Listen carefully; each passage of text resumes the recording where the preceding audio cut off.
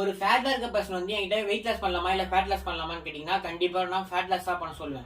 ஏன் ஒரு weight loss பண்ண சொல்ல மாட்டேன்னா, இப்போ நீங்க வெயிட் லாஸ் பண்ண ஸ்டார்ட் பண்ணிட்டீங்கன்னா நீங்க எக்ஸ்ட்ரீம் கலோரி டெபிசிட்ல இருப்பீங்க, அதுக்கப்புறம் கார்டியோ பண்ண ஆரம்பிப்பீங்க. இது ரெண்டுமே நீங்க சேம் டைம்ல பண்ணும்போது உங்க பாடி வெயிட் கண்டிப்பா சேஞ்ச் ஆக தான் செய்யும். ஏன்னா நீங்க உங்க பாடி கிட்ட கலரியை சடனா கட் பண்றீங்க. என்னதான் உங்க பாடி வெயிட் கம்மியானாலும் கம்மியாகுதுன்னு பாத்தீங்கன்னா ஃபேட், மசில், வாட்டர் வெயிட் தான் கம்மியாகுது. அப்புறம் உங்க மெட்டபாலிசம் ஸ்லோ ஆயிடும், கிரேவிங்ஸ் அதிகமாயிடும். நீங்க சடனா ஒரு கொஞ்சம் சீட் மீல் எடுத்தாலும் நீங்க கம்மி பண்ணிட்டு சடனா ரீகெயின் பண்ற மாதிரி இருக்கும். அதனால வெயிட் லாஸ் கொஞ்சம் தள்ளி வச்சுக்கிறது நல்லது. இப்போ நீங்க ஃபேட் லாஸ் எடுத்தீங்கன்னா அது ஒரு ஸ்லோ ப்ராசஸ் இருந்தாலும் உங்களுக்கு ஒரு பெஸ்ட் ரிசல்ட் தரும். ஏன்னா நீங்க ஒரே டைம்ல கார்டியோ பண்றீங்க, ஸ்ட்ரென்த் ட்ரைனிங் பண்றீங்க, ஒரு கலோரி டெபிசிட்ல இருக்கீங்க. என்னதான் நீங்க கார்டியோ பண்ணும்போது மசில் லாஸ் பண்ணீங்கனாலும் நீங்க ஒரு ப்ராப்பரான ப்ரோட்டீன் டயட்ல தான் இருப்பீங்க. உங்க மசில் லாஸ் அது பிரிவென்ட் பண்ணும்.